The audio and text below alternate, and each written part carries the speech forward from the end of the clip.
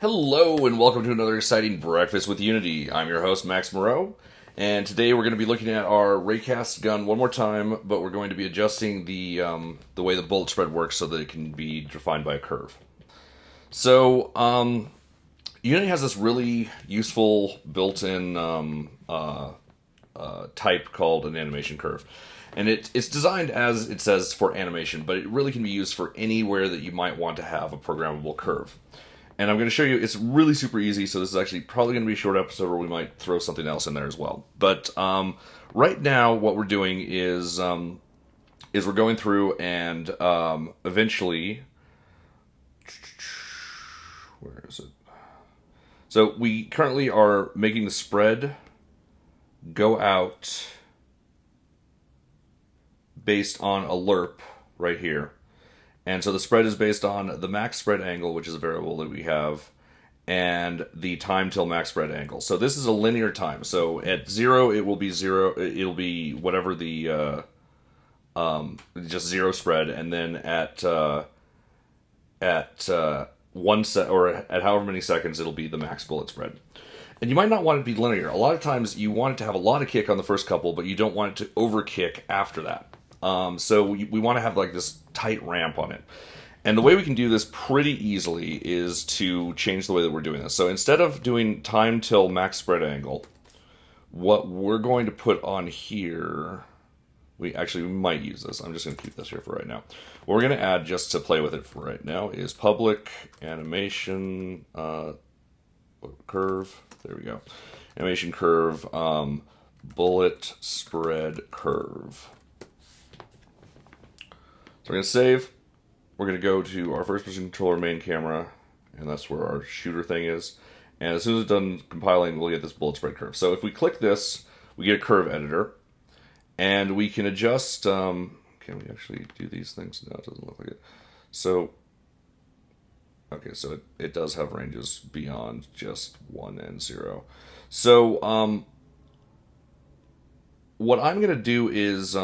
I am going to keep time till max spread angle. The one problem with this editor is it's not very good to work outside of ranges that are 1.0 and 1.0. So we're going to still use the... Theoretically, you could use just this if you wanted to, instead of the max bullet spread angle or the time till max spread. But I'm going to use them in conjunction because this editor is not the greatest thing in the world when you want to work outside of ranges outside of the 1.0. All the defaults as well are based on 1.0 ranges. So it kind of makes sense for that. So I'm going to start with this curve, which gives us a little bit of a ramp, and then I'm going to double click somewhere here and really bring it up so that we lose 50% of our accuracy very quickly. And yeah, and then the rest of it, yeah, let's just start with that and see how this goes. So we're going to close this. Now, this isn't going to do anything yet because we're not using it, so let's actually figure that out. So right now we're using a lerp, and the lerp we're using is fire time and time till max spread angle. Do I want to keep all these things? Yeah. So what we want to do is, instead of the lerp, we want to use this to reference our bullet spread curve.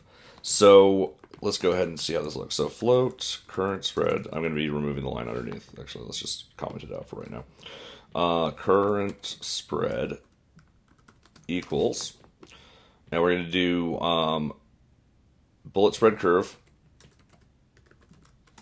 dot evaluate.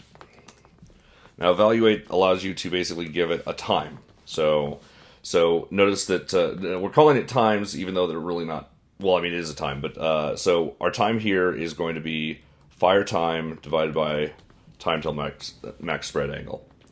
And so it's just like using the lerp, except for instead of lerping between 0 and max bullet spread angle, it's actually going to be referencing this curve instead. So let's go ahead and save and see if this works real quick.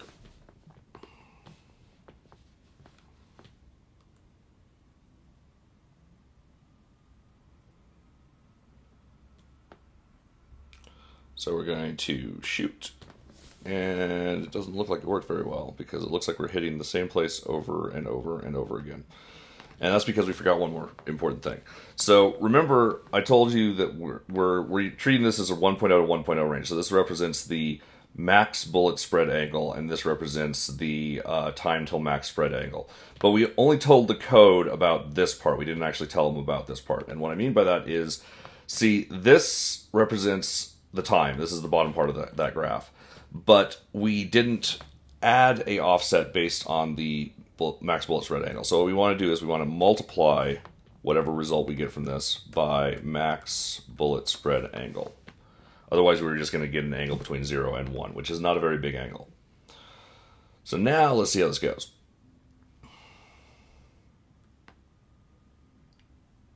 All right, looks like it did better, certainly. Yeah, now it's spreading. It may be spreading too fast. So let's actually tighten. Let's make that curve a little bit less brutal at first. Let's just do this one again. No, this one. And what we're gonna do is I'm just going to bring this in to about here.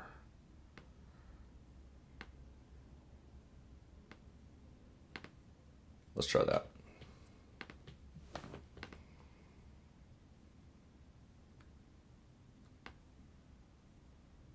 You can see that it has subtly changed how this thing works. I'm going to bring it a little bit further.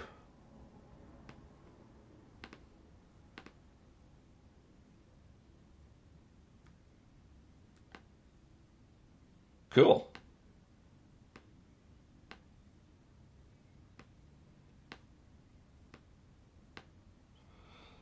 Still seems like it's too inaccurate at first.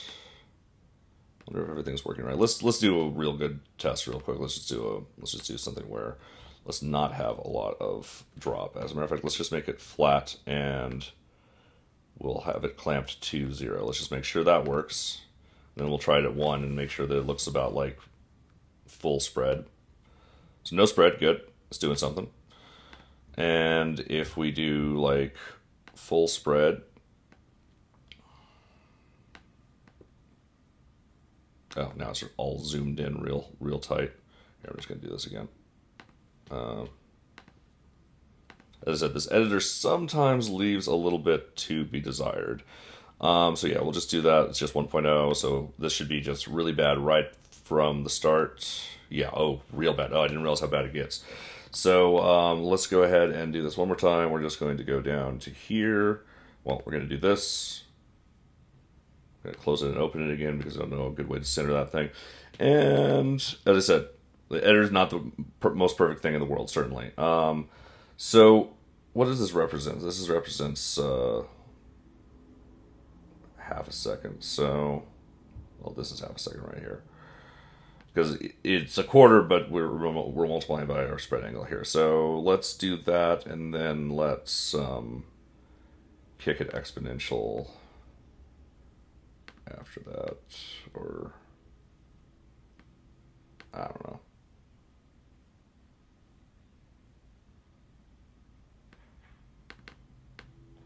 Let's go a few good shots here, then have it ramp up, and then have it slow go up. All right.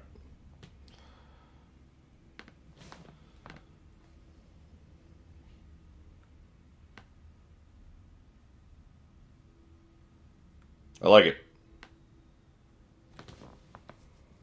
It's probably too accurate at the beginning, but I'm just going to leave it for right now. You can, of course, tweak this however you want. That's the whole point, is so that you can actually get more fine control over how this stuff changes. You could also do this for like bullet distance damage and stuff. You could use AnimationCurves for whatever you want to use them for. All you have to do is just use evaluate and tell them what you want evaluated, and then modify it if you need to, like we did here. So I'm going to go ahead and save this. As I said, it was going to be a short episode today. It actually ended up being a little longer than I thought it was going to be to do that, but we wanted to play around with it. So anyway, thank you very much for joining us tonight. If you this morning for breakfast, or tonight if it's tonight where you are, wherever it is, thank you for joining, and whenever. Yeah, if you have any questions, please email me, pushypixels@pushypixels.com. And you can also tweet me at Drakfire. That's DRAKFYRE. Thank you very much for joining us. And if you guys have a great day. and we'll have Scape tonight or something. Man, I really botched this. Have a good day.